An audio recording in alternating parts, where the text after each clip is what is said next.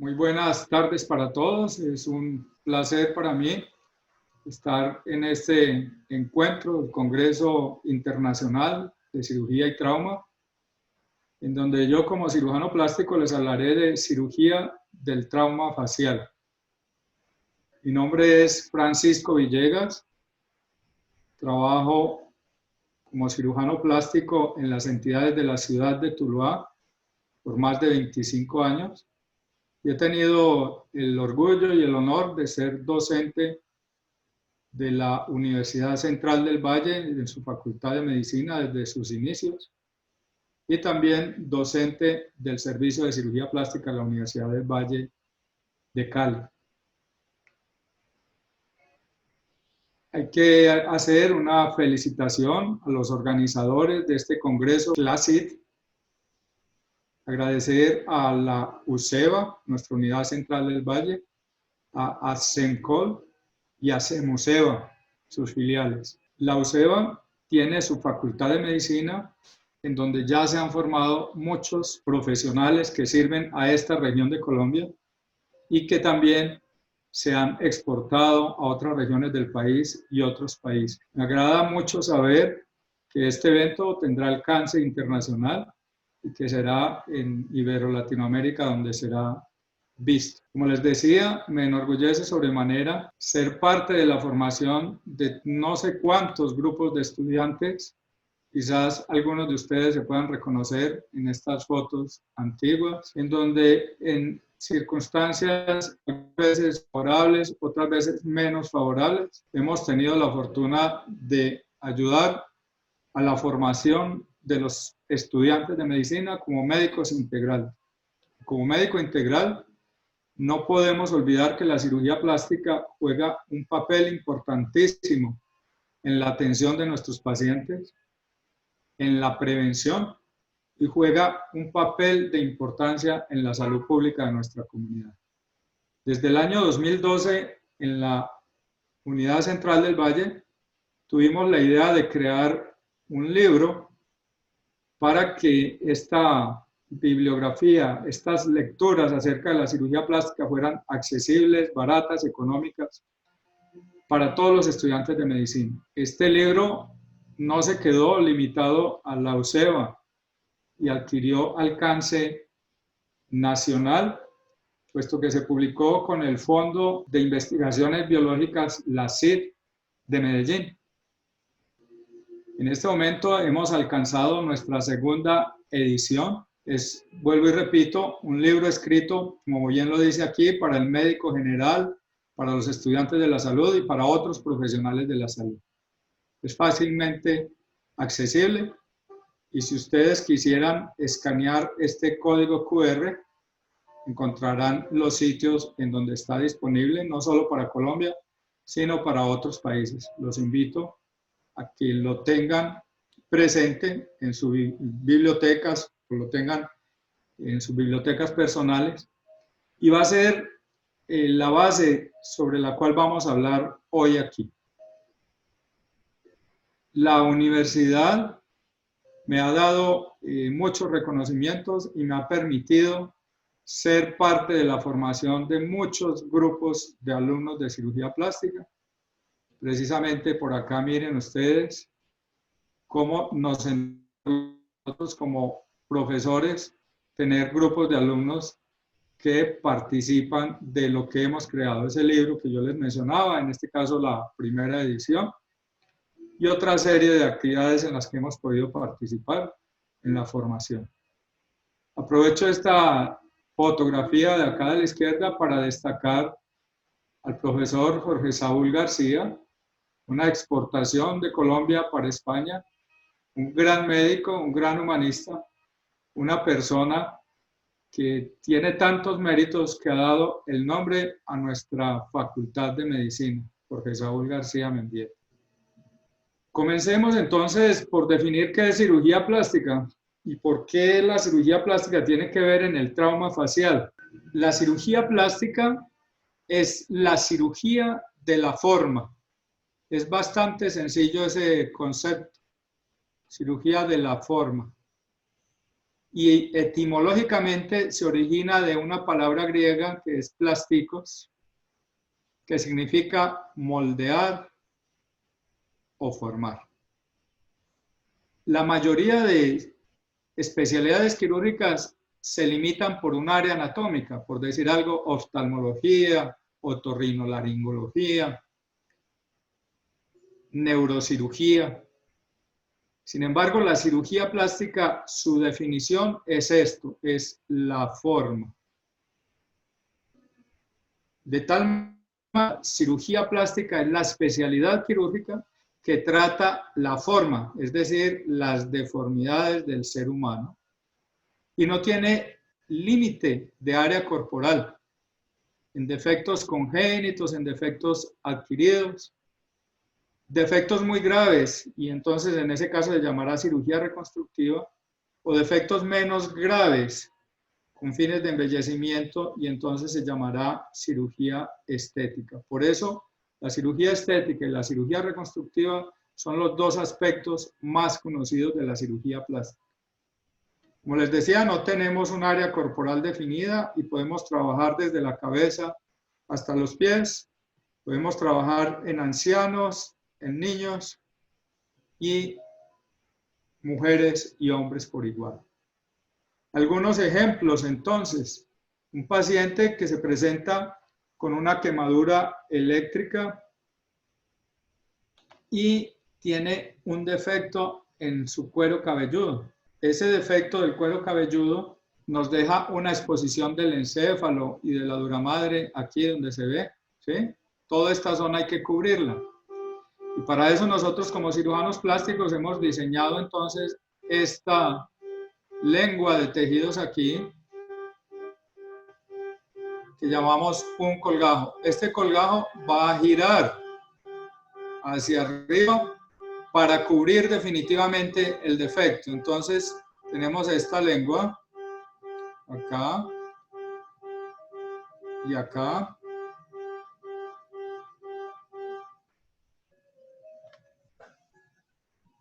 Esta lengüita ha sido fijada con suturas, con puntos, y hemos logrado entonces reconstruir un defecto del cráneo. El área donante, que es toda esta que hay acá, la hemos complementado con unos injertos que hemos sacado del muslo, que se llaman injertos de piel parcial, que nos permite entonces reconstruir un defecto de la cabeza. De igual manera, entonces miren un defecto en el pie en un niño que tiene un trauma de un accidente automovilístico con exposición de la articulación, con fracturas y demás, y le hemos trasplantado esto que es un tejido vivo vascularizado y se llama un colgajo. En este caso es un colgajo tomado de la planta del pie, se llama colgajo plantar, para permitir entonces la reconstrucción. El mensaje de esta imagen es que la cirugía plástica permite tanto reconstrucciones desde la cabeza hasta los pies. Nos permite reconstruir distintas áreas corporales con fines reconstructivos, como este señor que no tiene nariz porque tuvo un cáncer, y se le aplica uno de los métodos de reconstrucción más antiguos, que es trasplantar la piel de la frente hacia la nariz. Obviamente, entonces, esta piel está conectada por acá, por un vaso que se llama la arteria supratroclear, y que mantiene vivo esto para luego seccionarlo aquí y permitir entonces una reconstrucción nasal. Este es uno de los ejemplos más típicos de una cirugía reconstructiva en cirugía plástica.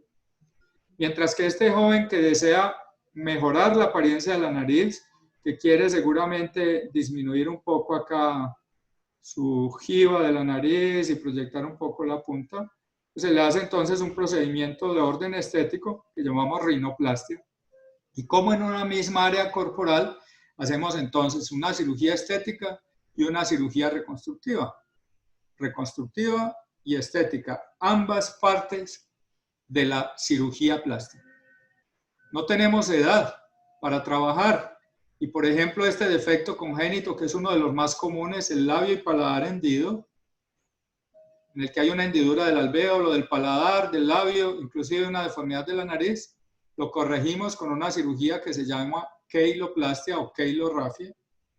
Y como un paciente de mayor edad que tiene un cáncer nasal labial que hemos retirado, podemos diseñarle algo que se llama un colgajo. Entonces vamos a levantar acá una lengua de tejidos.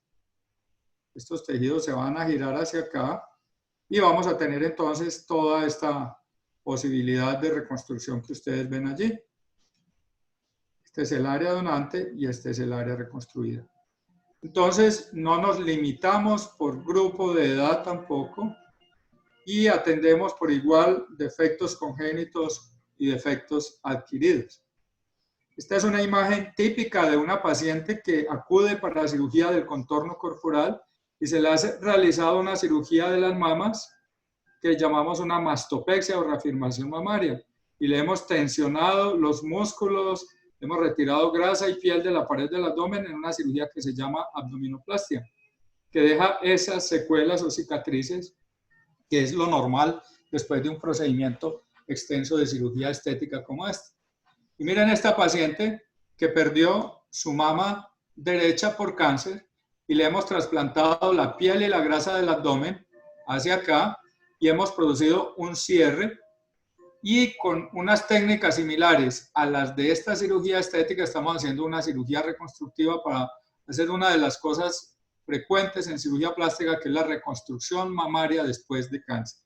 Obviamente hicimos una mastopexia en el seno que no tenía cáncer, y aquí, si ustedes miran, se ha hecho la reconstrucción del complejo areola-pezón con unos injertos y con un pequeño colgado. Ubiquémonos hace 100 años. Hace 100 años no existía nada, no existía siquiera el concepto de cirugía plástica como especialidad. Sin embargo, existían grandes traumas como estos de la Primera Guerra Mundial, traumas severos, balísticos, en los que se destruían partes de la cara, se perdían tejidos de la cara. Y aunque podrían existir otorrinolaringólogos y oftalmólogos en aquella época y cirujanos generales, no había quien en realidad se encargara de este tipo de lesiones, fracturas y destrucciones severas de la cara. Este era el ambiente en que se trabajaba. Los mejores cirujanos eran aquellos que rápidamente podían amputar una extremidad o hacer algún tipo de corrección. Aparece esta figura, un cirujano de guerra en aquella época, importado de Nueva Zelanda para Inglaterra, su nombre Harold Gillis, en el atuendo de la época con su cigarro, y esta era la manera habitual como ellos trabajaban, en unas condiciones simples pero aparentemente muy higiénicas, en aquel entonces seguramente sin todos los elementos de asepsia y circunstancias que contamos hoy en día.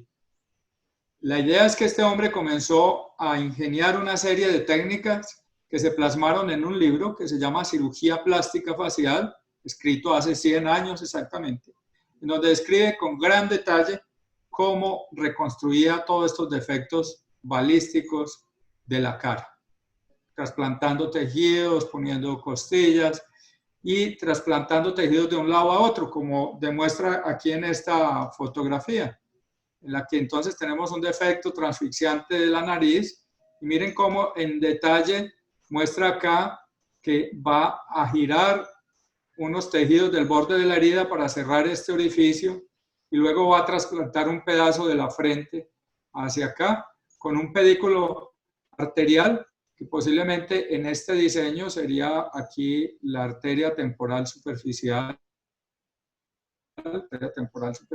que finalmente él termina haciendo con otro pedículo, que es la arteria que les mostré ahora, la supratroclear, para trasplantar toda esta gran cantidad de tejidos y construir una nariz que con el tiempo evoluciona como una nariz normal y termina siendo un paciente recuperado, un caso típico de cirugía reconstructiva después de trauma facial hecho hace 100 años, les repito, por Sir Harold Gillis, quien fue entonces considerado como el padre de la cirugía plástica, y por eso es que este trauma facial, digamos, es uno de los emblemas, porque es el origen mismo de la cirugía plástica y sigue siendo uno de los campos de acción de la cirugía. De hecho, en aquella época no existía fotografía a color, pero existían las esculturas en cera, y dejaron testimonio con esta escultura de 1917 de las ingeniosas técnicas que se utilizaban en aquel entonces por Harold Gillis para trasplantar tejidos en distintas circunstancias para el trauma de la cara.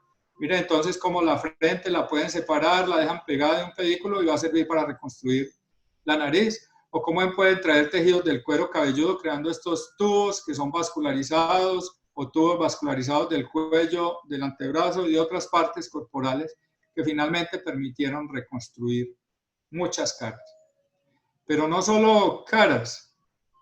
Hace 100 años también, 120, en 1900, Nicoladoni ya hablaba de la posibilidad de unir la mano amputada o la mano sin dedos al pie para que estos dedos cogieran allí vida y poder trasplantar dedos del pie a la mano. 1900. Aquí en 1916, por la época de Harold Gillis. Miren este soldado que perdió sus 4 dedos y tiene un pulgar, pero entonces no tiene pinza. Y cómo ingeniosamente Esser, se llamaba este cirujano, une la mano con el pie y termina trasplantando 4 dedos del pie para la mano para que pueda hacer entonces una pinza efectiva entre estos 2 dedos. Afortunadamente las técnicas no se quedan en eso tan aparatoso. Y aunque todavía sigue siendo un recurso utilizado, miren, en 2003, un paciente que no tiene una extremidad y ha perdido parte de la otra, podría ser un buen candidato para reconstruir pegando la mano con el pie y pasar ese segundo dedo a la mano. Afortunadamente, les decía entonces, surgen otras posibilidades. Este es un paciente de la vida real de acá de Tuluá, que en una máquina de moler alimentos pierde toda su mano, pierde completamente el pulgar y sus 4 dedos, es decir, perdió toda la función de pinza. Y aquí estamos planeando la posibilidad de trasplantar este dedito segundo a uno de los lados, para ponerlo acá, o para ponerlo acá seguramente, ¿sí? De tal manera que pueda hacer una pinza efectiva entre estos 2 dedos. Obviamente ya no tenemos que pegar la mano al pie para hacer esto. Afortunadamente entonces disponemos de una técnica que se llama microcirugía, de nuestro microscopio del hospital, en que vemos a través del microscopio y podemos entonces, viendo a través del microscopio, realizar trabajos muy finos, arteriales o venosos, y miren cómo entonces hemos separado ese dedito y lo vamos a llevar a uno de los lados de la mano para crear finalmente entonces una pinza que es sensible y que es móvil. Esa pinza le permite recuperar la función. Si bien no es estéticamente aceptable, funcionalmente es bastante aceptable. Y miren lo que puede hacer este paciente con esa pinza fabricada con dedos móviles, sensibles y autólogos del pie. Es sus propios tejidos, es decir, no existen posibilidades de rechazo en el grado de movilidad, sensibilidad y funcionalidad que se puede adquirir. Así pues, entonces, la cirugía plástica ha desarrollado una serie de técnicas que nos permiten tratar de lo que vamos a hablar hoy, los traumatismos del área maxilofacial, traumatismos de la cara y del esqueleto de la cara, que están muy bien explicados y de manera muy simple para todos ustedes en este capítulo 13 del libro que les mencionaba de cirugía plástica para el médico general. Comenzamos entonces por revisar brevemente la anatomía. Entonces tenemos un hueso frontal, tenemos 2 huesos parietales, tenemos un hueso temporal a cada lado, un hueso cigomático o malar a cada lado, 2 huesos nasales, 2 huesos lagrimales, 2 huesos maxilares y un gran hueso mandibular. Existen unos orificios, aquí el supraorbitario, el infraorbitario y el mentonero, por el que salen los nervios de divisiones primera, segunda y tercera del trigémino para dar sensibilidad a la cara. Existe una hendidura orbitaria superior por la que salen todos los pares craneanos que tienen que ver con el ojo. Existe una mandíbula que tiene un cóndilo, un cuello, una apófisis coronoides, un ángulo que tiene 16 dientes, que tiene aquí a nivel de entre este diente y este que llaman el primero y segundo premolar, hay un orificio que es el orificio alveolar por el que sale el nervio mentonero, nervio alveolar inferior. Existe un cuerpo mandibular, un ángulo mandibular una parasínfisis y una sínfisis. Adentro de este hueso hay un canal que viene por acá, por acá, por acá, llega hasta aquí, y ustedes ven allá por la cara interna de la mandíbula, ahí va el nervio alveolar, que es el que va a dar entonces la sensibilidad a toda esta zona. La cara tiene como gran vecino el encéfalo, y de hecho la cara en sí podría considerarse como un elemento de protección para sobre todo lo que son los traumas cerrados del encéfalo. La cara tiene una circulación muy rica y con grandes vasos, lo que podría dar origen a gran cantidad de sangrado cuando tenemos trauma facial. La cara alberga la vía aérea y alberga nuestros órganos de los sentidos. La cara tiene como vecino la columna cervical, y nos podemos imaginar una serie de eventos traumáticos como proyectiles que entren en cualquier dirección, y de alguna manera esos proyectiles pueden afectar nuestra columna cervical. Aún si entraran cuerpos extraños por la boca, pueden afectar la columna cervical de manera directa, con proyectiles, con armas cortantes, con cuerpos extraños. Y de manera indirecta, también nuestra columna cervical puede verse afectada cuando hay trauma facial por mecanismos de flexión, mecanismos de extensión, de torsión, etc. Y esto nos lleva entonces a esto que les van a decir seguramente muchas veces en este simposio, en este congreso, es el ABC del trauma, que se los quiero recordar. Entonces, A de vía aérea. Es muy importante que estos pacientes que tienen heridas en la boca, heridas en la lengua, tengan una vía aérea que a veces necesita ser necesario esto que llamamos una intubación orotraqueal. Otras veces simplemente con retirar la sangre, los coágulos, traccionar un poco la lengua, se puede tener una buena vía aérea que le permita respirar al paciente. Porque respirar precisamente es la B.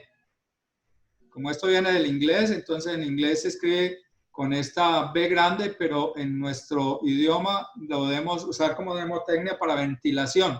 Y tener en cuenta entonces que siempre nos dicen para ventilar un paciente hay que hiperextender la columna cervical. En este caso no, esta columna la debemos mantener alineada porque no sabemos si este trauma directo que el paciente recibió aquí nos va a hacer que haya una lesión de la columna cervical. Lo que decíamos entonces de que hay una gran cantidad de vasos nos recuerda nuestra letra C, que es la circulación y controlar el sangrado. A veces controlar el sangrado puede ser tan simple como elevar la cabeza, poner un poco de hielo, otras veces poner unas mechas o tapones acá, por ejemplo, en caso de epistaxis, y en otros casos habrá que llevar los pacientes a cirugía. La D nos recordará entonces evaluar el déficit neurológico. Ya enseguida les voy a mostrar cómo. Y la E finalmente entonces nos recordará que estos pacientes hay que complementarles un examen clínico después de exponer todas sus áreas corporales lesionadas y que ese examen no tenga ninguna omisión, que sea lo más completo, lo más efectivo, lo más rápido posible.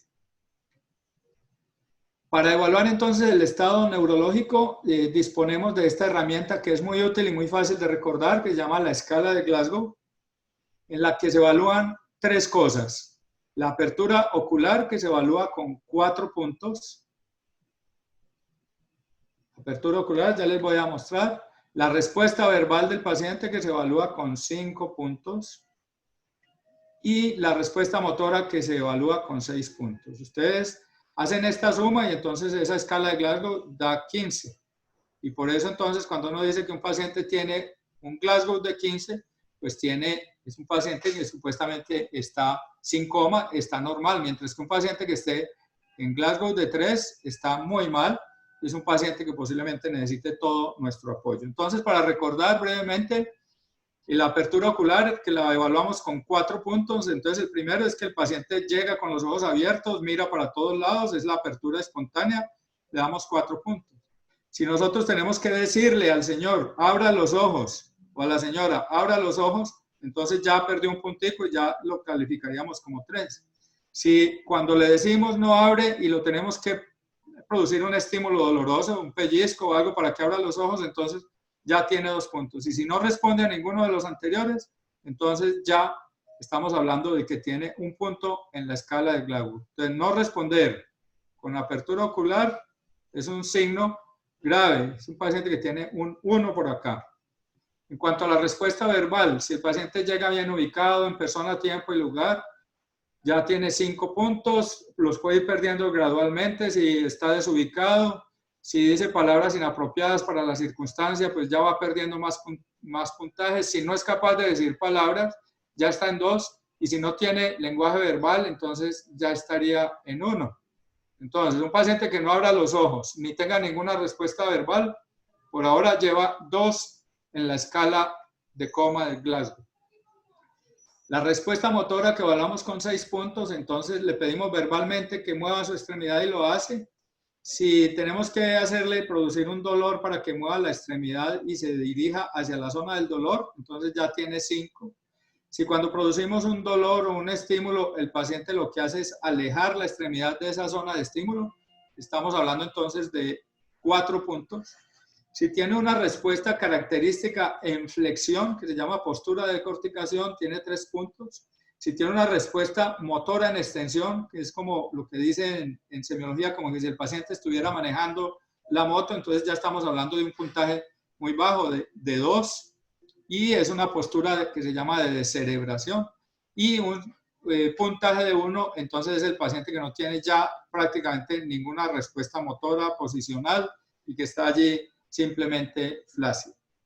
Entonces aquí, un paciente que tenga un trauma craneoencefálico con una escala o con un puntaje de 14 o 15 en esa escala de coma de Glasgow, entonces decimos que tiene un trauma encefálico leve.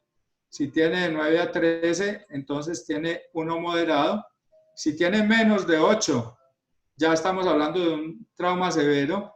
Y muy posiblemente entonces el paciente va a necesitar muchas otras cosas como apoyo ventilatorio y demás.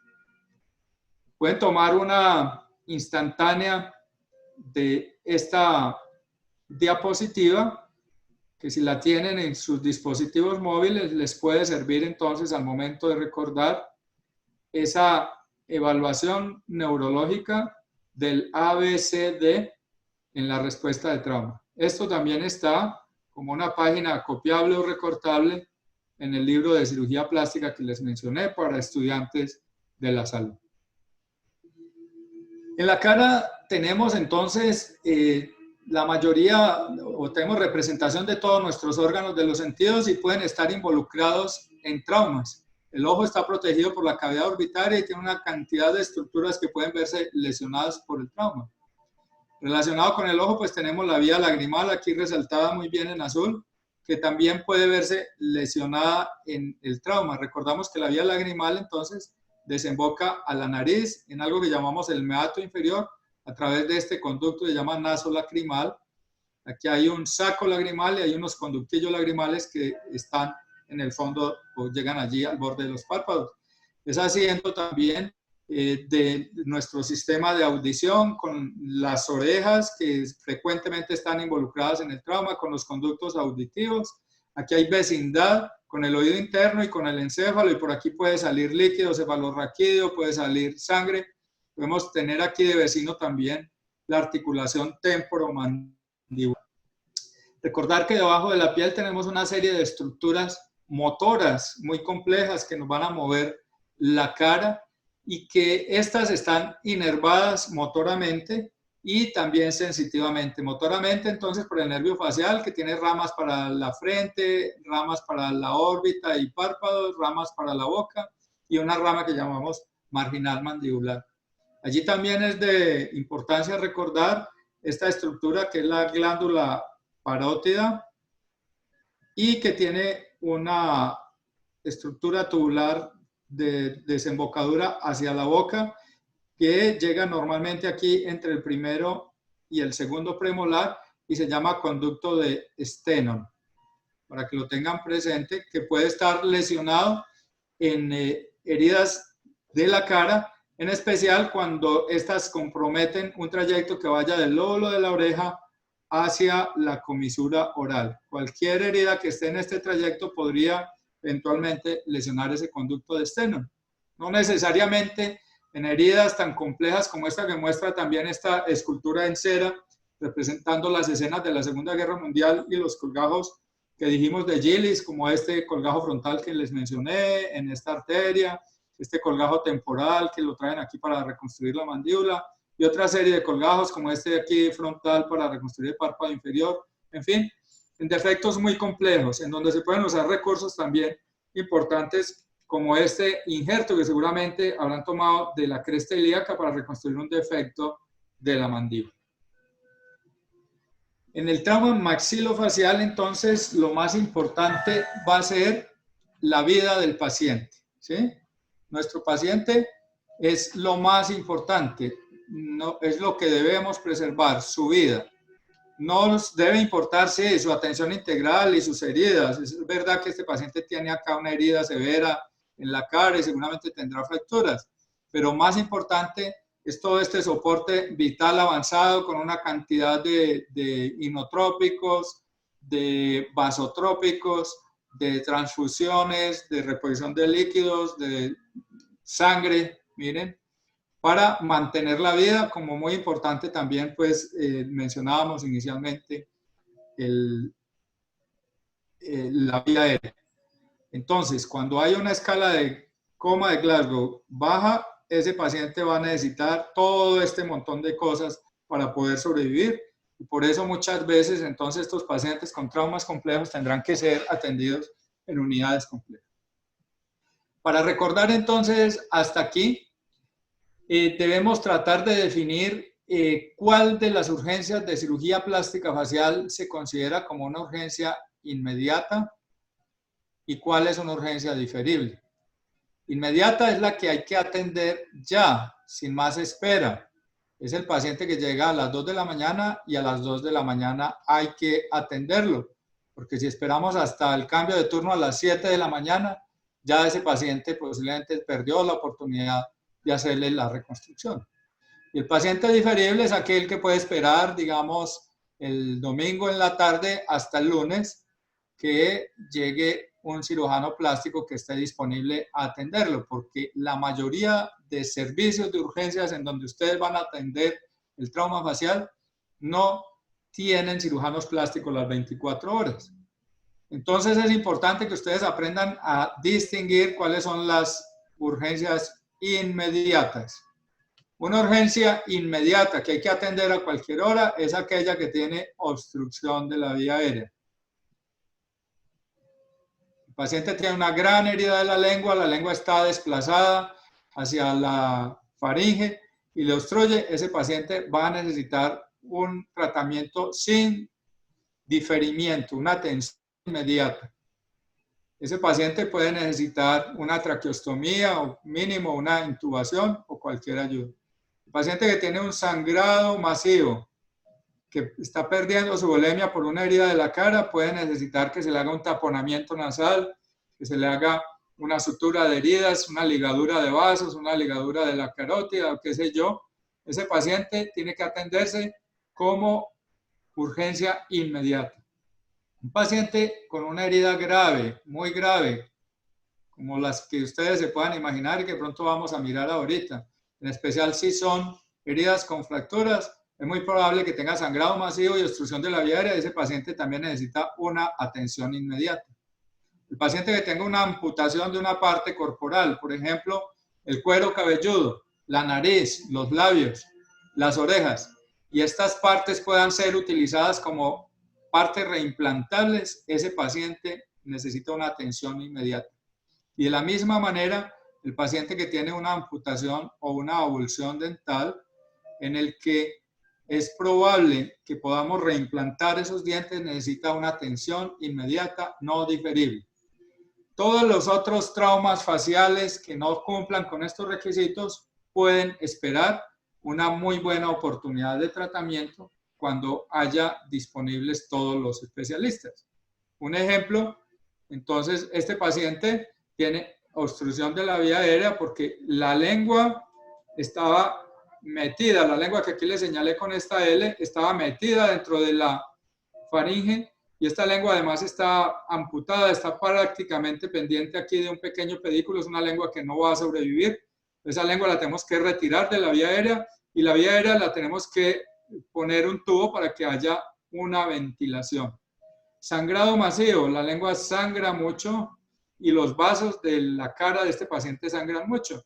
Y miren ustedes entonces que hemos utilizado acá estas pinzas que llaman hemostáticas a propósito, pinzas mosquito, pinzas que están ligando, están comprimiendo temporalmente esas arterias faciales, ramas de la carótida externa, que nos van a disminuir el sangrado para permitir salvar la vida de este paciente. Este paciente igualmente tiene pues heridas graves con fracturas de la cara, y es un paciente que se debe atender como urgencia, vuelvo y les repito, inmediata, para que les quede claro ese concepto. Entonces es la urgencia que no espera que haya un diferimiento hasta el día siguiente o hasta la semana siguiente.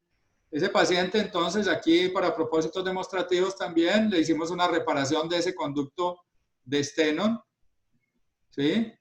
Y le hicimos reparaciones óseas y reparaciones de tejidos blandos para tener un resultado final más o menos razonable como el que ven allí.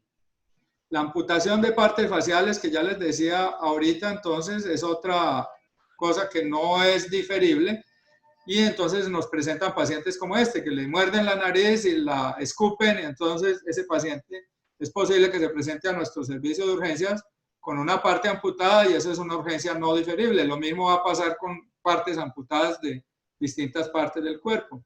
Esas partes amputadas a veces se pueden utilizar como reimplantables y nos permiten tener recuperaciones más o menos razonables.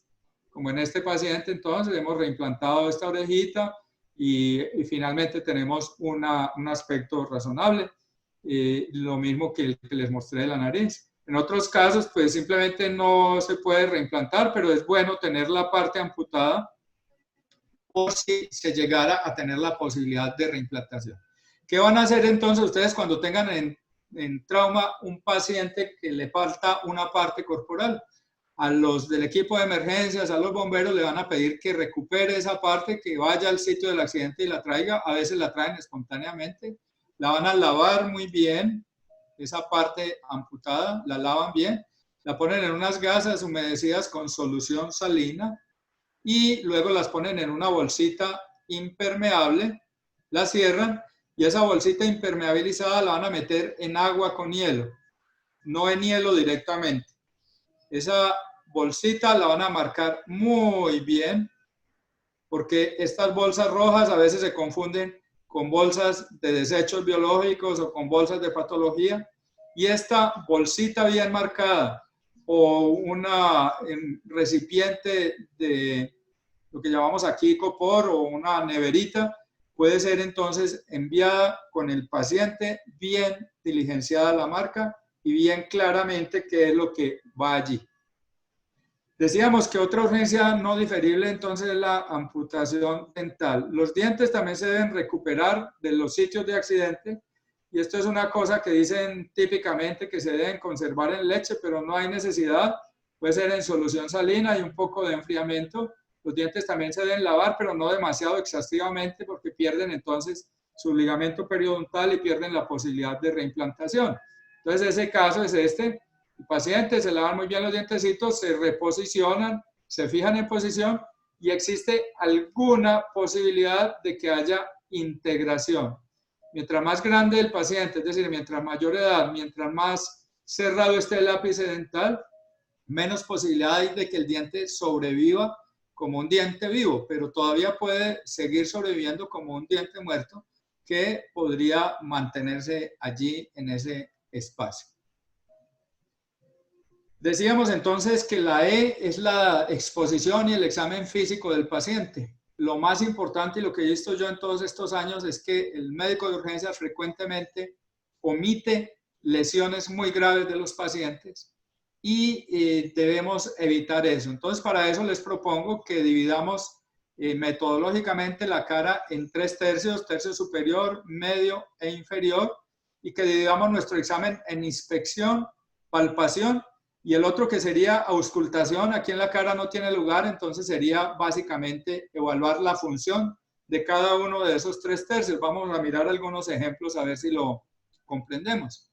Pues para el tercio superior miramos qué es lo que hay allí y vamos a ver si hay heridas, hundimientos, si faltan partes corporales. Le vamos a pedir al paciente que haga una maniobra de Valsalva, por ejemplo, si estamos sospechando que hay una fractura del seno frontal y que puede haber una fístula de líquido cefalorraquídeo.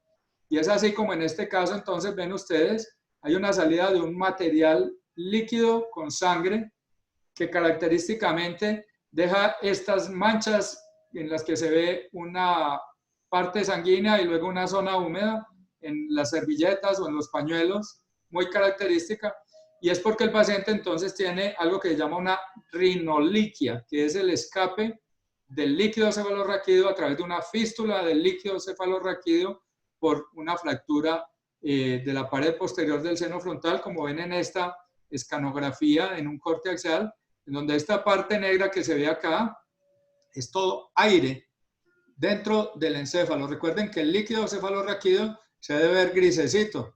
Esto que se ve negro aquí en la escanografía, en este corte axial, es aire dentro de la cavidad craneana, que no debería ser así. El aire es normal que esté aquí en el seno frontal, pero no que pase del seno frontal hacia el encéfalo. Entonces este paciente tiene neumoencéfalo, fístula de líquido cefalorraquídeo y tiene también una rinoliquia. Todo detectado simplemente con la inspección, la palpación y una evaluación de la función durante un examen del tercio superior de la cara. ¿Qué decir con el tercio medio? Vemos muchas cosas. Como en este paciente vemos entonces que tiene una zona aquí de una equimosis o un morado, tiene una escoriación y posiblemente sufrió un trauma hace algunos días. O esta paciente que tiene un aplastamiento acá de la nariz, ustedes ven que la nariz se hundió y eso lo llamamos una platirrinia. De igual manera, esa paciente tiene una desviación de la nariz hacia un lado, ¿sí? Y eso lo llamamos laterorrinia, que se ve muy bien en la inspección del frente. Entonces tiene platirrinia, que equivale al aplastamiento de la nariz, laterorrinia. Todo detectado por un examen cuidadoso del tercio medio facial. A veces con la simple inspección podemos detectar eso. La palpación nos va a determinar si hay allí crepitación, deformidad, y obviamente debemos también evaluar la función nasal, ver qué tan obstruida está la vía aérea, etc. Entonces, para eso, aquí está lo que les decía, palpar el tercio medio facial, y para la función, este elemento que no debemos olvidar, que llama un espéculo y que debería haber en todos los servicios de urgencias, que nos permita mirar cómo está la vía aérea, si hay cuerpos extraños allí. Este otro elemento que ya va a desaparecer de los servicios de urgencias, que se llama linterna, se puede reemplazar con un teléfono móvil que usualmente tiene iluminación y nos permite hacer parte del examen físico. En el tercio medio facial también podemos evaluar cosas tan importantes como si el paciente, por ejemplo, tiene esto que se llama una midriasis, y es una midriasis fija porque hay un trauma ocular severo, el paciente tiene una dilatación de la pupila. Miren también que el ojo está en una posición inferior al otro ojo, y esto se llama un hipoftalmos. Y miren cómo cuando le pedimos que mire hacia arriba, este ojo mira bien hacia arriba, se desplazó, pero este permanece acá porque es un ojo que, además de tener midriasis, es un ojo que no ve y es un ojo paralizado porque tiene un trauma severo. Con la sola inspección y palpación, si palpamos este pómulo y este, vamos a ver que hay una diferencia en la posición de los pómulos, entonces estamos asumiendo que va a haber una fractura que comprometió el ojo. Y esto es muy importante, hacer el diagnóstico desde el momento inicial, ya que si nosotros al momento del ingreso no tenemos el diagnóstico de que el paciente está ciego, seguramente van a decir que no se le hizo el tratamiento adecuado o pueden haber implicaciones médico-legales que van a tratar de encontrar un culpable en el origen de esa ceguera. En el tercio inferior es muy importante examinar la boca y hemos olvidado este otro elemento que se llama bajalenguas. Este bajalenguas Nos permite abrir la boca y determinar si están todos los dientes allí, si los dientes tienen una adecuada relación, si esta línea media de acá coincide con esta línea media de abajo, si vuelvo y les digo, si hay inoclusión o no. Igual la palpación, entonces nos permitirá determinar si la articulación temporomandibular tiene movilidad, si tiene crepitación, si falta, si no falta, etc. Miren en detalle entonces cómo el examen físico es importante. Miren aquí entre estos dos dientes incisivos lo que pasa cuando el paciente muerde. Espero que el video sea lo suficientemente claro. Aparte de la sensación de dolor que tiene el paciente, ustedes ven que hay un movimiento anormal entre este incisivo y que hay una separación anormal. Si quieren, volvamos a reproducir este video para que vean allí.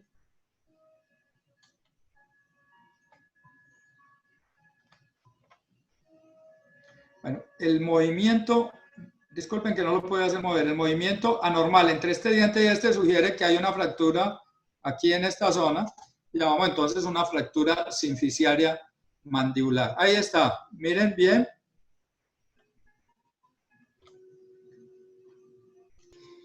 Recordar entonces que como médicos es importante que sepamos que hay esas estructuras que llamamos dientes, que los dientes tienen una corona, que es la parte blanca que vemos, y una raíz, que es la parte que no vemos, y en el intermedio pues van a tener una parte que es el cuello. Aquí estaría el cuello. Que los dientes tienen unas capas, entonces esta A que llamamos esmalte, la B que llamamos dentina, y luego tienen un corazón o un alma que se llama pulpa, en la que hay un nervio y un vaso. La parte de la raíz que no está cubierta por el periodonto, que sería se llama entonces el cemento. Y es muy importante recordar que hay unos dientes que tienen una sola raíz y otros que se llaman multiradiculares. Es importante también para el médico saber que los dientes tienen unas caras, que la cara que está hacia la línea media se llama aquí, ya les voy a mostrar, se llama mesial. Lo vamos aquí en orden.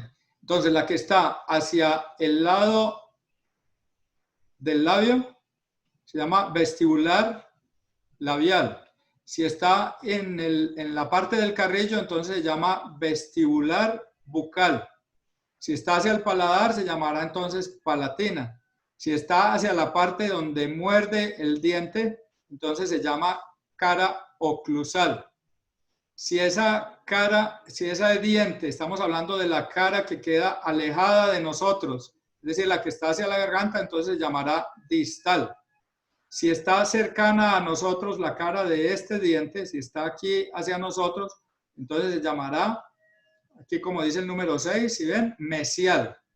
Si está hacia la lengua, se llama lingual. Recuerden que arriba se llama palatino y aquí en el maxilar inferior se llama entonces lingual.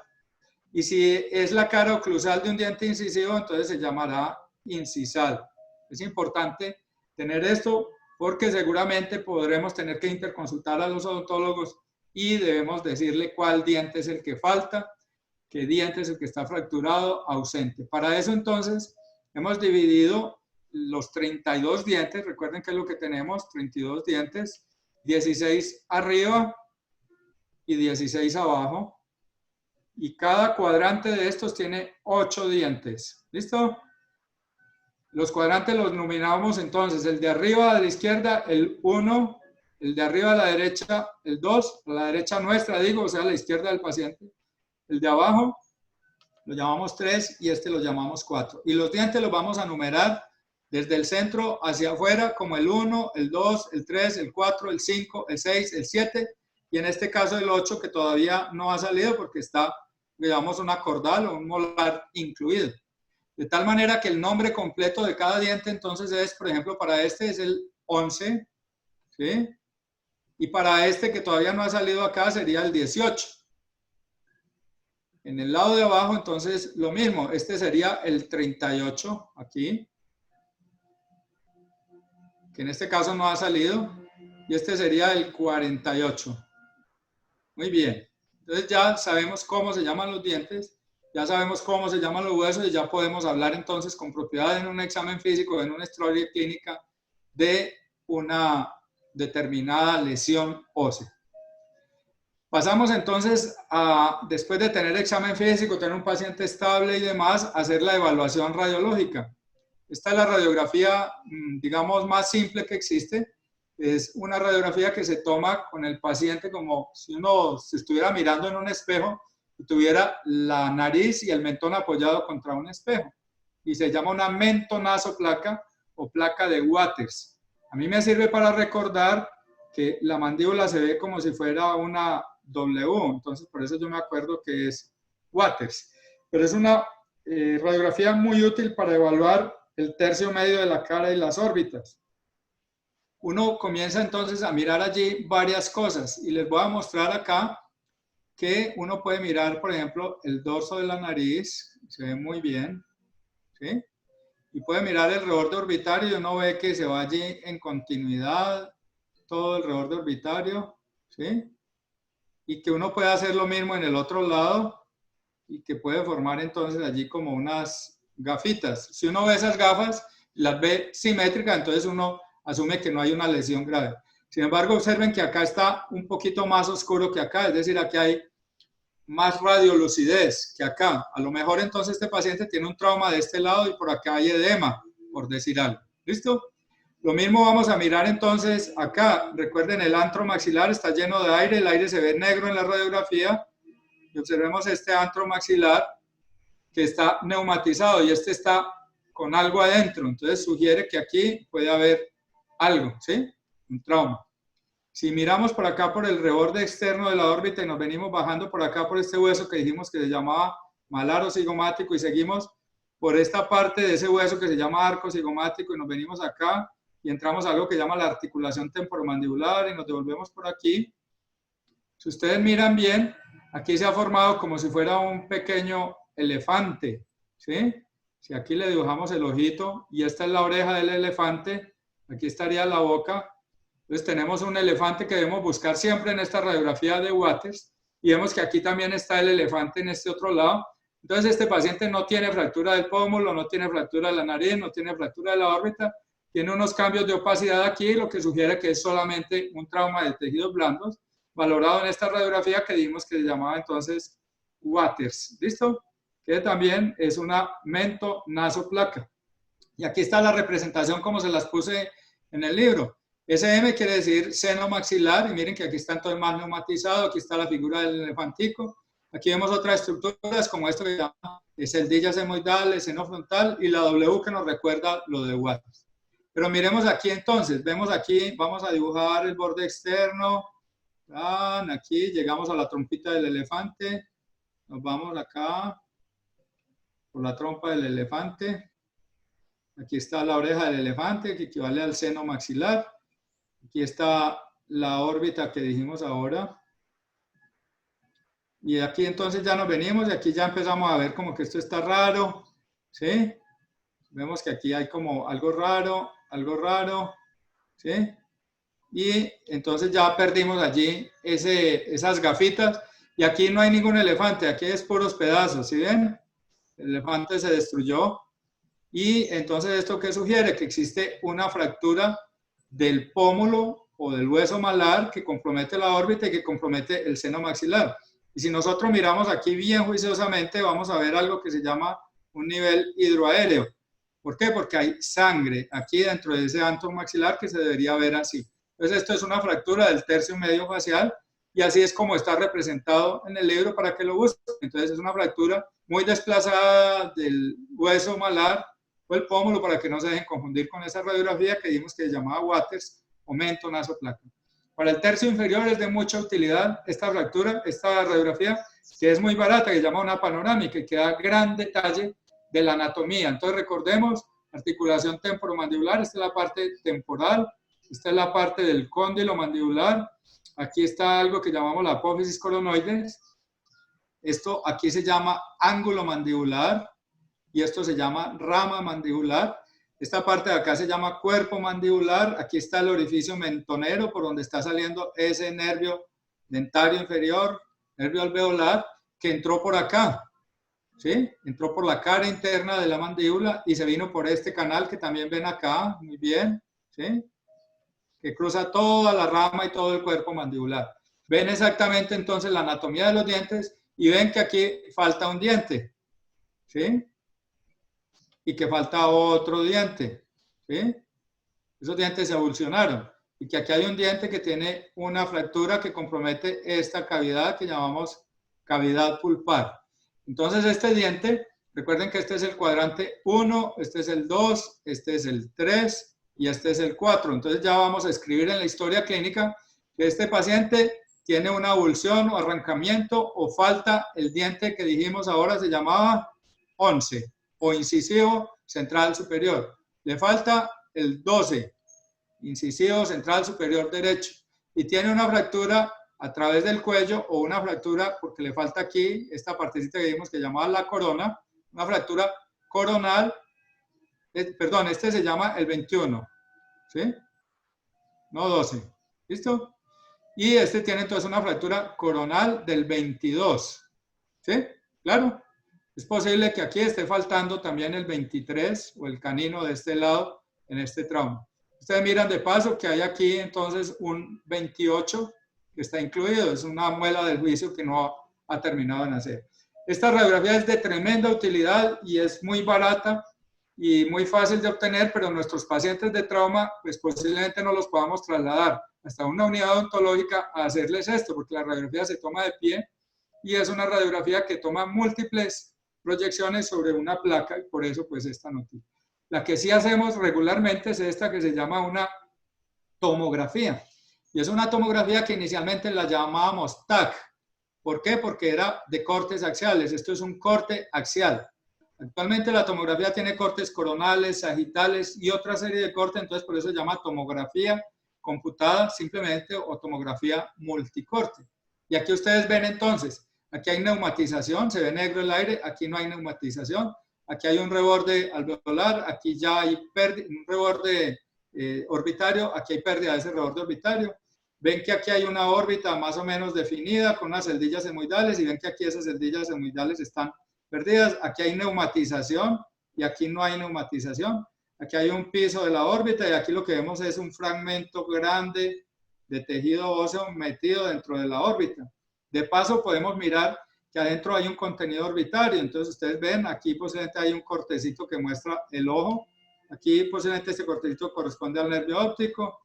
Miran acá, hay un recto interno, un recto externo, un recto superior, un elevador del párpado superior, un oblicuo superior, un oblicuo inferior y un recto inferior. Todos susceptibles de estar comprometidos por el trauma. Afortunadamente para ustedes no tienen que hacer ya tanto esfuerzo, existe esto que se llama reconstrucción 3D, que la deben solicitar entonces cuando soliciten la escanografía en el servicio de urgencias, porque esta la facturan aparte y si uno no la solicita, pues no se la dan. Y miren la facilidad entonces, ya vemos todo esto que era un poquito difícil de interpretar en este lado, cómo se interpreta fácilmente en una reconstrucción 3D. Y es un segmento que está libre, comprimiendo el globo ocular y demás en el paciente aquel que mencionábamos. Estas imágenes han mejorado grandísimamente y hoy en día pues tenemos todo esto que nos da gran detalle de todas nuestras lesiones en los pacientes. Igualmente entonces, no olvidar que en esas escanografías se debe incluir la escanografía cerebral o de cráneo y la escanografía de columna cervical, ya que miren, por ejemplo, este es un caso balístico, es probable que esa columna cervical también esté lesionada en ese trauma. Esto se los preguntan en todos los exámenes y se llaman los niveles Lefort. René Lefort era un cirujano que estudió sistemáticamente con traumatismos estandarizados en la cara cuáles eran las zonas de debilidad. Entonces describió que el maxilar superior se puede separar del resto de la cara, y es lo que llamamos nivel 1. El maxilar y la nariz, como en forma de pirámide, se pueden separar del resto de la cara y se llama 2. Y toda la cara se puede separar del resto del cráneo y eso es lo que llamó entonces un Lefort 3, para que no se dejen confundir. Normalmente no se ven así como en este dibujo porque los traumas son más complejos, entonces hay usualmente combinaciones de todos tipos de fractura. Pasamos entonces a la parte de tratamiento del paciente desde el punto de vista de la cirugía plástica. ya lo habíamos dicho, entonces lo más importante no es la herida, es mantener la vida del paciente como toque con todos los soportes. Generalmente son heridas abiertas, contaminadas y sucias, entonces los pacientes necesitan antibióticos. Si es en el área cutánea, normalmente con cefalosporinas. Si es en el área intraoral, normalmente con ampicilina sulbactam. Hay que hacer aseo de las heridas, curación de las heridas, aseo de la boca. Hay que mantener la nutrición de los pacientes. Y después de estas generalidades, entonces, los objetivos principales de nuestro tratamiento son recuperar la forma y recuperar la función. Los aspectos básicos de lo que dijimos que era cirugía plástica. Esa forma y función se deben dar en oportunidad. Entonces ya lo dijimos, el paciente que es una urgencia no diferible tiene que haberse operado esa misma noche que llegó, y el otro paciente que se le puede diferir, entonces esperaremos al día siguiente o a cuando haya la mejor oportunidad de tratamiento. Comencemos entonces por el tratamiento óseo. Se trata como cualquier fractura, la mayoría de veces con placas y tornillos que vienen en equipos tan complejos y tan completos como este. Hay equipos que tratan las fracturas de la mandíbula, otros que tratan todas las fracturas desde el cráneo hasta el maxilar inferior, y por distintos tipos de abordajes. Este es un paciente, esta es la nariz del paciente, y digamos que estas son las orejitas. Entonces se hizo una incisión que llamamos bicoronal, como una corona, una diadema, que va de una oreja hasta la otra, para reparar esta fractura. Llamamos una fractura naso-órbito-etmoidal, que produce una deformidad en que se separan los ojos, porque esto se corre para acá, y el paciente se ve muy raro y muy deforme. Eso se llama telecanto o teleorbitismo. ¿Sí? Canto significa ángulo interno de los ojos, entonces telecanto, teleorbitismo. Y miren entonces cómo se ponen esas placas y tornillos y queda una cicatriz en un área oculta. De igual manera, las fracturas del maxilar superior y maxilar inferior se tratan usualmente entonces por incisiones intraorales, por donde se pueden hacer grandes cirugías. A veces, fracturas complejas como esta, por ejemplo, este sería un diente que dijimos ahora, un 38, ¿cierto?, que está incluido en el foco de fractura y que posiblemente nos va a poner problema para reducir la fractura y nos va a favorecer la infección. Seguramente tenemos que retirarlo, ¿vieron? Lo sacamos, y por un abordaje que no queda en la cara sino en el cuello, para que se vea menos la cicatriz, ponemos allí unas placas y tornillos para reducir esa fractura. ¿Recuerdan este paciente, el que dijimos que hay que hacerle un examen de palpación? Es el paciente de esta escanografía. ¿Cómo vamos a poner esto en posición? Entonces resulta que hay unos abordajes, por ejemplo, por acá por las pestañas, se llama subciliar. Seguramente tiene una cicatriz aquí, entonces seguramente por ahí podemos entrar por acá, y seguramente podemos entrar desde la boca también a hacer toda una serie de trabajos. Y ahí está. Entonces estamos haciendo una reparación de la fractura de la órbita, hemos puesto ese hueso malar en posición, hemos reemplazado el piso de la órbita con una malla, y desde adentro de la boca, estos son los dientes, adentro de la boca hemos complementado para reducir esto de esto a esto, o pasar lo que mostrábamos ahora de esta escanografía a esta, haciendo una recuperación funcional. Miren cómo hemos recuperado el piso de la órbita con unas mallas que nos permite contener todas esas estructuras oculares en una buena posición para que no se produzcan deformidades y para recuperar la función. Hasta aquí pues entonces les quiero recordar estos aspectos claves. Espero no volverme muy intenso con esto. Entonces, de cómo estén ustedes preparados y cómo atiendan ustedes esos pacientes, va a depender el pronóstico de vida de esos pacientes. Si ustedes no están preparados con el ABC, ese paciente se va a morir. La vía aérea, que vuelvo y les dije, la escala de Glasgow, que es muy fácil recordar, de 15 puntos. La prioridad, recuerden que es la vida, ¿sí? No la herida ni tomar la radiografía. Yo he tenido muchos casos en que el paciente llega muy grave y corren a tomarle la radiografía como primera opción. La radiografía puede esperar a que el paciente, o tiene que esperar a que el paciente esté estabilizado. Para el tercio superior sirve mucho la tomografía, para todos los tercios, y en realidad es el examen de elección y es muy costo efectivo, pero algunas veces con una radiografía Waters o mentonazoplaca nos sirve para el tercio medio, y una panorámica cuando se puede, el paciente se puede poner de pie, entonces nos sirve mucho para mandíbula. La tomografía es el examen de elección, y normalmente nos sirve para evaluar también el encéfalo y la columna cervical. Tengan confianza de que la mayoría de cirujanos plásticos bien formados en Colombia tienen las capacidades suficientes para tratar todo este trauma que les he mostrado, complejo, dental y de los maxilares, lo mismo que heridas de la cara. La mayoría de urgencias de trauma facial pueden ser tratadas con el concepto de urgencia diferida. Sin embargo, no olviden las que tienen que ser tratadas como urgencia no diferible. Es importante que en el examen inicial no se escapen cosas, como por ejemplo que el paciente esté ciego, que el paciente tenga parálisis facial, que el paciente le falten dientes. Debe saber el paciente que eso se lo produjo el trauma y que no es consecuencia del tratamiento que le vamos a dar a continuación. Las fracturas y la mayoría de heridas de la cara, incluidas lesiones del nervio facial y otras, se tratan en la hospitalización inicial, con el concepto de urgencia inmediata o con el concepto de urgencia diferida. Si quieren, tómenle una panorámica, un pantallazo a esta fotografía que les va a servir mucho para la vida en el trauma facial. Pero uno se imagina que el cirujano plástico pues lo que hace es tratar heridas de la cara. Vamos a hablar un poquito de las heridas de la cara desde lo más simple hasta lo más complejo. Y es probable que a ustedes les llegue esta paciente que se cae en la bicicleta el domingo por la mañana, ustedes están de servicio en el servicio de urgencias y tienen esa herida. ¿Qué hacen con esa herida? Pues algunos dirán, no, le mandamos una crema.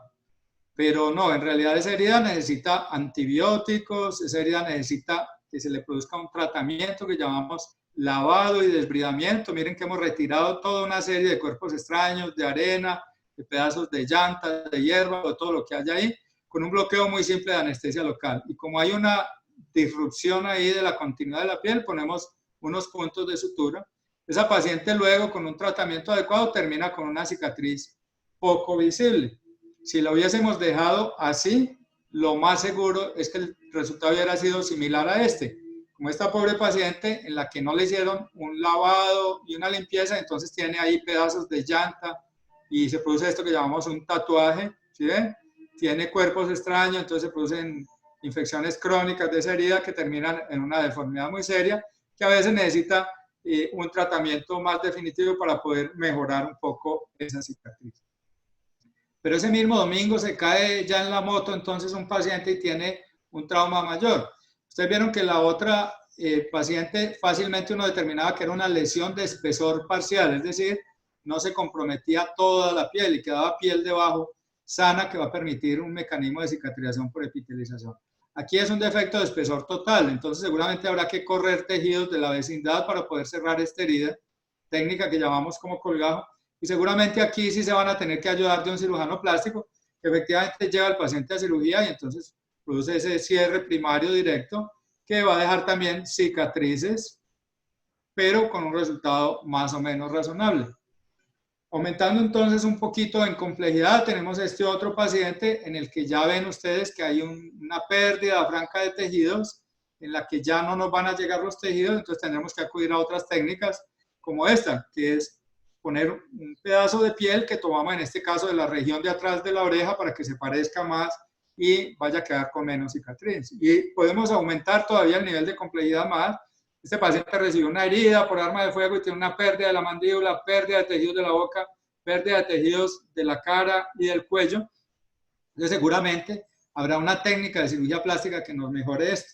La técnica se llama microcirugía y en la que planeamos trasplantar entonces estos tejidos óseos y tejidos blandos de la pierna, que los dejamos en un pedículo, es la arteria y la vena peronera, que vamos a buscar anastomosar aquí en los vasos del cuello. Seguramente aquí vamos a disecar la yugular y la carótida, y allí nos vamos a pegar con esa arteria y con esa vena, lo que llamamos entonces una anastomosis microquirúrgica, para que podamos reemplazar ese defecto que teníamos allí. Si ven, lo hemos fijado con unas placas de titanio hechas para el paciente.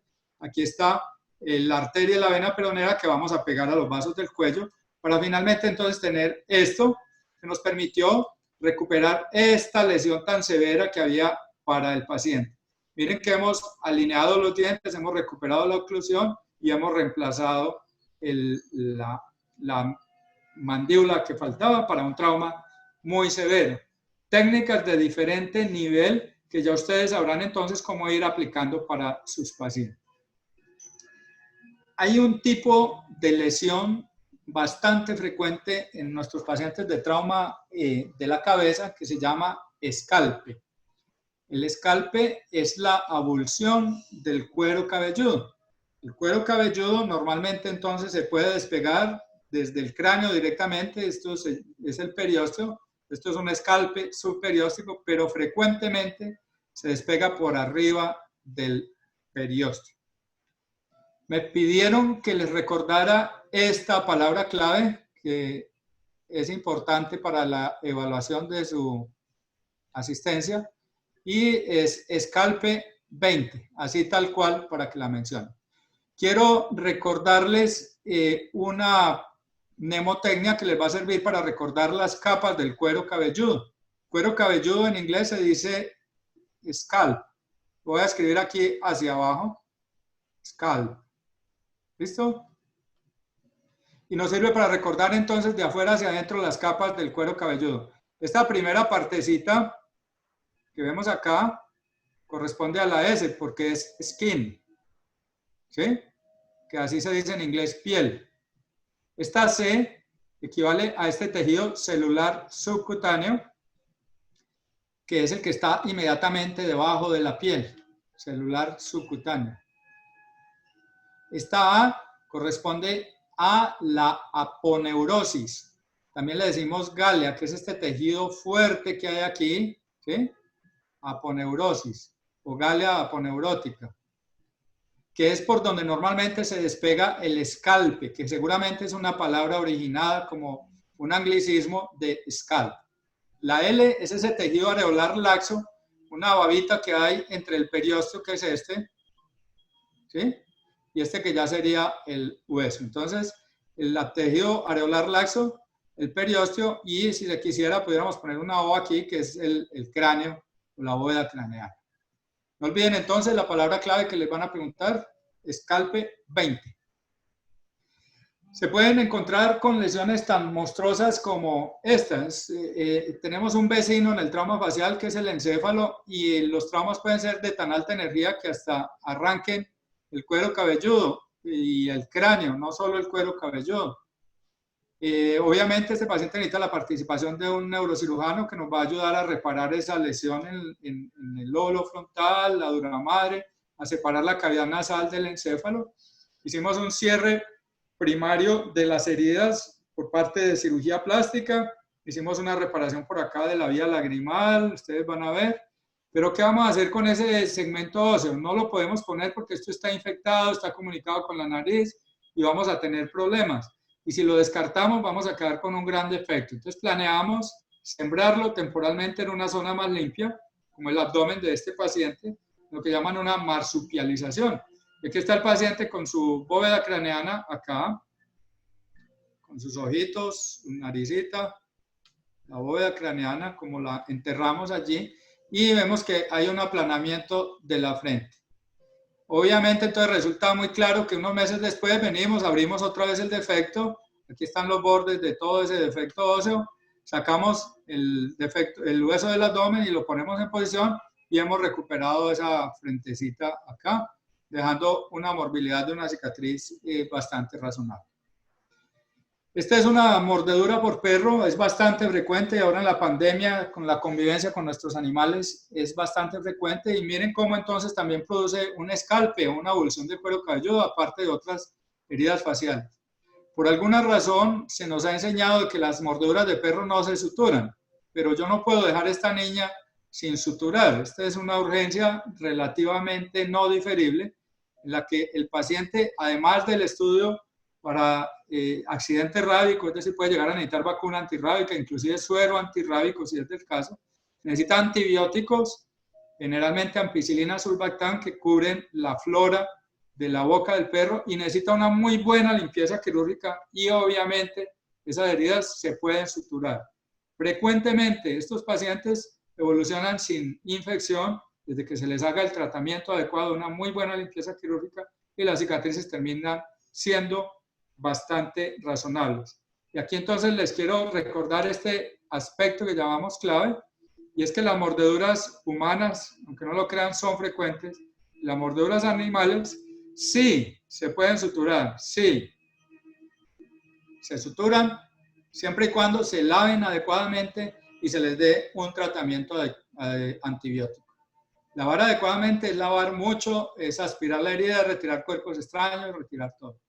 Un caso más, un escalpe, abulsión del cuero cabelludo, en el que les voy a mostrar entonces algunas heridas complejas que necesitan reparación. Por ejemplo, falta un pedazo de párpado, entonces habrá que poner aquí un injerto de piel que de nuevo volvimos a sacar de allí detrás de la oreja. Hicimos una reparación de las cejas, que aparentemente faltaba, pero la alineamos acá. Y finalmente tenemos entonces una ceja alineada, un borde del párpado alineado, una piel nueva acá y unas cicatrices más o menos razonables en las que reparamos el borde del labio con el borde del labio, etc. El aspecto clave aquí es recordar que a pesar de que un caso como este lo operemos en la mejor clínica del mundo, se opere en Alemania, donde sea, lo operen los mejores cirujanos plásticos del mundo, siempre toda herida de la cara va a dejar una cicatriz. Aspecto desde el punto de vista médico-legal bastante importante tenerlo claro desde un principio para todos nuestros pacientes. Y les va a llegar también este paciente que se cayó en bicicleta el viernes en Barragán, pero llega el sábado al turno de ustedes y no le han hecho nada a esa herida. ¿Qué se puede hacer con esta herida? Nos han enseñado que después de 6 horas es mejor no suturarlo, en fin. Entonces, en realidad lo que se puede hacer es poner un bloqueo, lavar muy bien, retirar toda esa arena, tierra, restos de llanta, de hierba, y donde ustedes ven allí que hay heridas, discontinuidad de la piel, pues se van a poner puntos de sutura y vamos a reparar. Obviamente, todas estas heridas necesitan antibiótico. Y pasamos entonces a este otro aspecto clave, que es totalmente contraindicado cerrar, es decir, poner puntos de sutura en una herida que no esté limpia. Eso equivale a lo mismo. Una herida sucia la limpiamos y ya la podemos cerrar. Lo que no podemos hacer entonces es cerrar una herida sucia sin hacer ningún tipo de limpieza.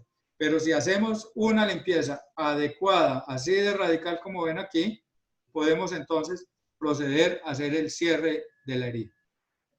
En la cara, no olvidemos que no solo es la herida de piel, y puede que el tratamiento inicial que a ustedes les corresponda hacer en una zona alejada sea simplemente poner unos puntos de sutura.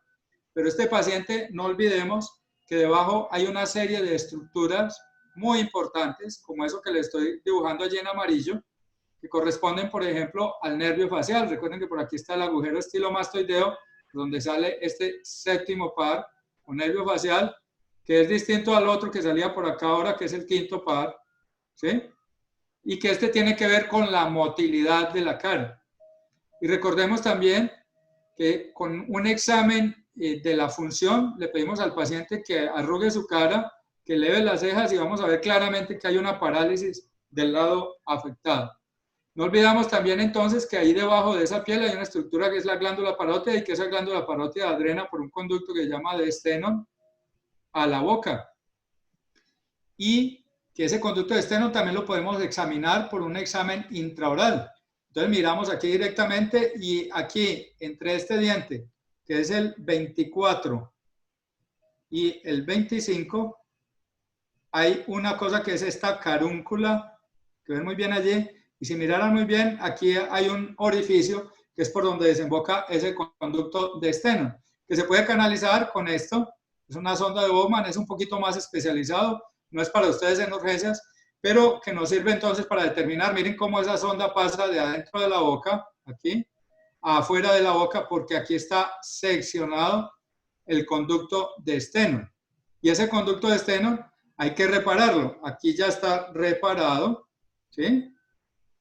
Y hay que reparar también todo eso que vemos resaltado allí con esos plásticos amarillos, que es el nervio facial. Entonces el nervio facial está seccionado aquí, acá, en muchas partes, y lo hemos reparado cuidadosamente con la ayuda del microscopio en lo que llamamos entonces una reconstrucción microquirúrgica del nervio facial que le va a permitir a ese paciente mover la cara. El canal o conducto de Stenor le vamos a dejar un tubito adentro, tenemos un stent, una férula, un dren, para que cuando cicatrice no se cierre, no se estenose.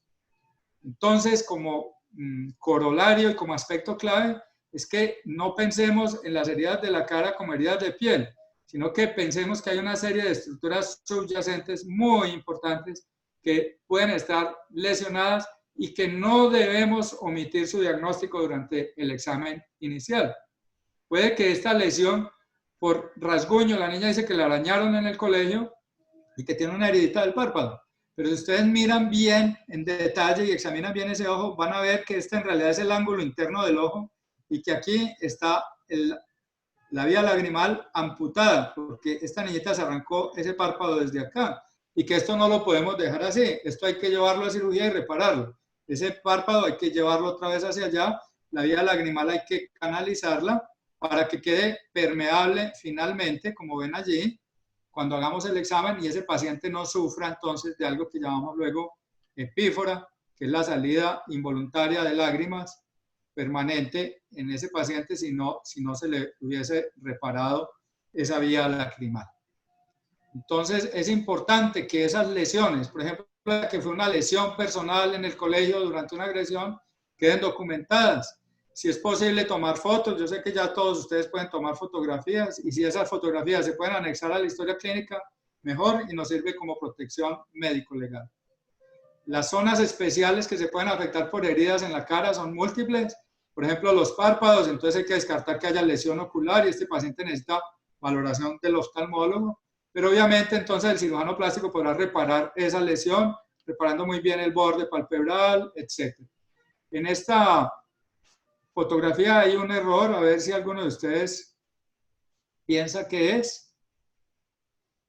Es que este paciente pues tiene unos puntos de sutura allí que ya llevan 3 semanas y le han producido esa irritación e inflamación porque este paciente a lo mejor no tuvo el acceso o no tuvo la información de que estos puntos de la cara se retiran entre 5 y 7 días para que no se formen esas marcas en escalera, ni esa irritación, ni ese tipo de cosas allí. Entonces no olviden que esas suturas se retiran precozmente y luego se cubren con unas cintas para hacer la reparación. Las heridas de los párpados y las heridas de la vía lacrimal normalmente las repara el cirujano plástico que esté preparado para eso.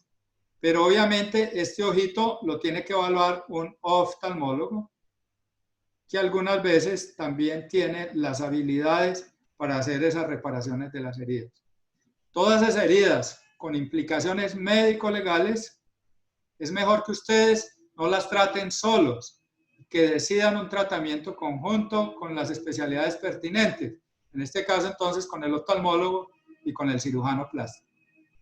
Cuando ustedes deciden hacer un tratamiento por ustedes solos, tienen que evitar que pasen cosas como esta. Este paciente entonces le suturaron la ceja, pero miren que este es el borde de la ceja y este es el otro borde.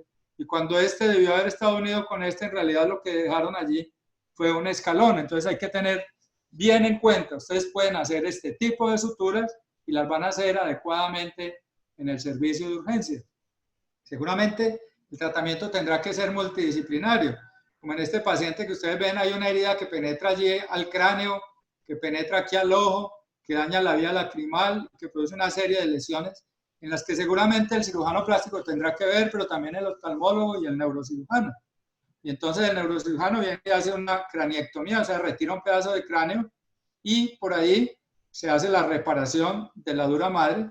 Ese pedazo de cráneo se reposiciona y hacemos entonces la reparación de la herida de cuero cabelludo, alineamos la ceja adecuadamente. Aquí está bien alineada la ceja, aunque parezca que hay un escalón, en realidad miramos muy bien allí con las lupas, alineamos muy bien los bordes de los párpados y miren esto, reparamos la vía lagrimal. Esto está conectado al meato inferior acá, ¿sí ven? Es un asa que va así y está reparando la vía lagrimal que también se reparó con suturas. Esto entra aquí por la conjuntiva y está saliendo acá por la nariz. ¿Listo? Ahí está, en unas 5 o 6 semanas después que ya estamos retirando este drenaje que permite que haya una conexión entre la conjuntiva y la parte de adentro de la nariz. Lo que les decía, entonces se repara este borde de acá, se repara bien el borde de los párpados, bien el borde de los párpados, el paciente no tiene epífora porque hay una vía que comunica esto. Tiene algunas cosas que a lo mejor mejoren más con el tiempo, como este descenso del borde palpebral que se llama ptosis, pero que también se puede mejorar con cirugía adicional. De nuevo, entonces, quiero recordarles las prioridades y los aspectos claves que ya los miramos entonces aquí bastante en muchos ejemplos. Entonces, aspecto clave, la prioridad es el paciente y no la herida. La vida, el ABC que les mencioné es importante. Y las circunstancias del accidente es muy importante tenerlas presentes y en el motivo de consulta dejarlas escritas. Es muy frecuente que el paciente se caiga en su casa y diga después que se cayó en la moto o cosas, o cambien las versiones, o que sea una agresión del marido y después diga que no, que fue que se cayó. Son cosas que tienen implicaciones médico-legales y que deben quedar claramente en la historia clínica. Tomar las fotografías o hacer los dibujos y anexarlos a la historia clínica. Lo que les dije, la herida de piel puede tener heridas de otras estructuras que es muy importante tener en cuenta. Las implicaciones médico-legales de estas heridas hacen que ustedes deban solicitar valoraciones por otros especialistas para compartir responsabilidades. Los sangrados se deben controlar, muchas veces sangran y se pueden controlar solamente con un taponamiento nasal o con una compresión o elevación de la extremidad. Eviten hacer lesiones adicionales haciendo tratamientos que de pronto no sean inexpertos o cerrando heridas con cuerpos extraños o con sustancias pigmentarias como el asfalto o las llantas que dejan después unos tatuajes. Las partes amputadas las deben preservar para que un equipo experto decida si son reimplantables o las puede usar como fuente de injertos. Toda herida bien lavada se irriga bastante, se le retiran todos los cuerpos extraños y si esa herida no está limpia, entonces no la debemos suturar. Las heridas normalmente son sucias y requieren antibióticos, como son heridas de la piel, necesariamente necesitan cefalosporinas. Las heridas por mordeduras necesitan ampicilina sulbactam, porque en la boca nuestra y en la boca de los perros está esto que se llama Pasteurella multocida y Eichinella corrodens, que necesitan o responden a la ampicilina sulbactam. Una mordedura humana es un accidente por VIH, por hepatitis B, es una herida que puede potencialmente producir tétano, entonces deben tomar todas las medidas que les dije. Todas las mordeduras, humanas o animales, se pueden suturar si se hace un tratamiento bien adecuado. Y no olvidar que a pesar de que las heridas las trate un cirujano plástico y un equipo experto, siempre van a quedar cicatrices. Les quiero compartir este canal, que es mi canal personal, se llama Francisco Villegas, lo encuentran en YouTube fácilmente, en donde van a tener todos los aspectos que les mencioné ahorita del trauma facial, es este. Pero si ustedes ven, ese trauma facial es la conferencia número 13. Van a tener otras, por ejemplo, de mano, de microcirugía, de quemaduras. Y es muy fácil encontrar, son conferencias muy cortas de 15 minutos que les van a servir bastante para su vida profesional. Tómense un minuto de escanear este código QR y verán que los lleva directamente a ese canal en donde podrán entonces hacer uso de todos esos videos que son hechos con intención educativa para toda la comunidad que es apta para este congreso. Me siento muy orgulloso, muy satisfecho de llevar prácticamente toda una vida ayudando a formar los futuros médicos que atenderán en nuestra región y en otras regiones, en los que están ustedes como médicos y estudiantes de la UCEBA, en donde desde distintas circunstancias, del quirófano, de la consulta externa y ahora desde la virtualidad, podemos participar. Muchísimas gracias de nuevo al comité organizador, a CEMUSEBA, parte de ASEMCOL, a la Unidad Central del Valle, a la Facultad de Medicina por tenerme en cuenta. Les recomiendo ampliamente este libro que es escrito, aquí dice, para el médico general, para estudiantes de la salud y para otros profesionales. Quiere decir que es accesible económicamente y que está escrito en un lenguaje plano, simple, lleno de ilustraciones, para que todos ustedes puedan adquirir el conocimiento básico de la cirugía plástica para su atención preventiva y su atención primaria de la mayoría de todos sus pacientes. Muchas gracias de nuevo. Bueno, esta fue la ponencia del doctor Francisco Villegas, cirujano plástico con énfasis en cirugía reconstructiva, y en nombre de ASEMUSEVA, la Asociación Médica Estudiantil de Estudiantes de Medicina de la UCEBA, y la Facultad de Medicina de la UCEBA, le damos pues las gracias por esta excelente ponencia. Gracias. Con mucho gusto.